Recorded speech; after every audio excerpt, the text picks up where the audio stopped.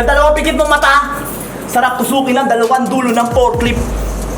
Tapos yung mata ipakain sa ball pit. Habang ginigilitan ko ng ulo, tapos sinisilid ko sa casket. Yung mga tropa nagsacypher sa papatapos mo na heartbeat. Oh shit. Teka, oh shit.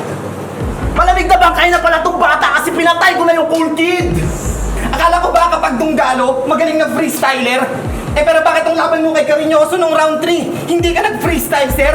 Madaya, matandang magulang na ayaw magpatihado, halata mo sa pagkapanalo ay desperado. Ikaw lang yung nakita kong nag-freestyle, sir, pero kabisado.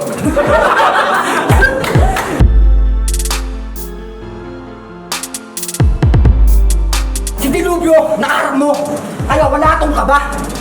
Dahil yung daga sa dibdib ko, kinain ko na! Literal pa! Adobo special ng Nueva Ecija.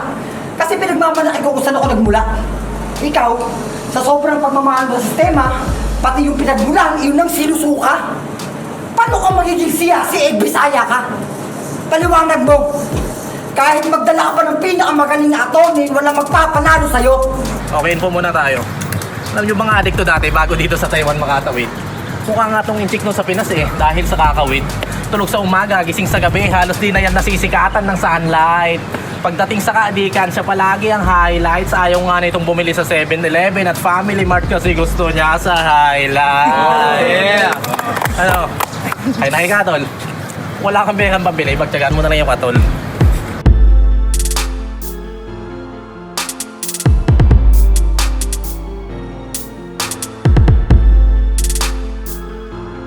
Ikaw ang nakapaloob sa palabas kong to.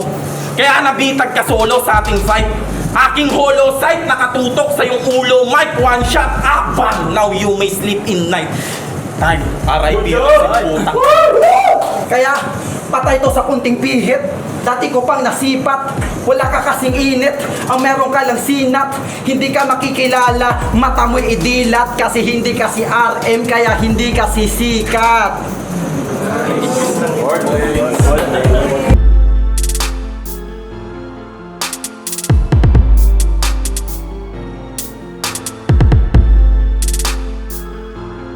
At mapunta naman tayo sa star player ng Laklakan. Balita ko to, naguhubot-hubad ka daw kahit di ka bayaran. Ito yung numero unong manggurugas ng barya doon sa may malaking alkansya ni Alan. Kakadugas mo ng barya, malaking tuloy nilugi ng Alpha Marshal. Biruin mo yon, yung kulay mo, sa kaugali mo, nagawa mong i-color match. Puro Martin pag nakatalikod, Piolo Pascual pag nakasideo, tapos Kobe Bryant pag nakaharap. Tapos ikaw puta, Royal Rumble ka pa.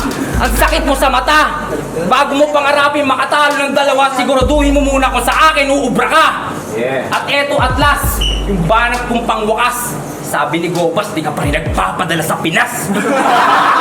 Ano sinasabi mo na papayag ba? Pag yung anak ko ay tinira nila, gagong-gago ka talaga ka kumpare. Kasi yung anak ko pare ko ay lalaki, kaya nga tira lang ako na tira ng babae. Marami nga ako pare ko dito dinadali. Ang daming sinasabi kung ano ko lang sa'yo. Kagabi lang pare, umatot na ako. Ano? Ayoko yung sabihin, kaso lang ngayong gabi ikaw ay tuturungin.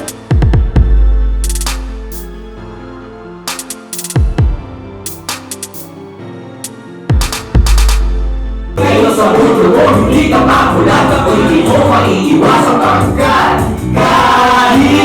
Kahit saan ka magpunta, mayang araw maiikot kita.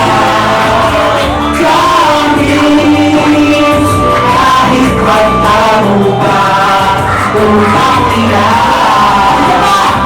maiikot kita.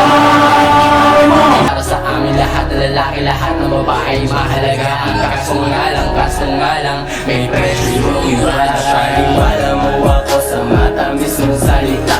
Tapos bitch ka pala girl, tapos bitch ka pala girl. Paniwala mo ako sa matamis mong salita. Tapos bitch ka pala girl, tapos bitch ka pala girl. Paniwala mo ako, bitch ka pala girl. Alam mo na wala akong totoo gago.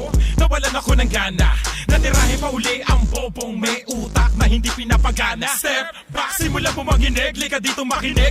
Bobon Jojo, di asin tuta, tutang sinakmahan ko sa 1, 2, 3.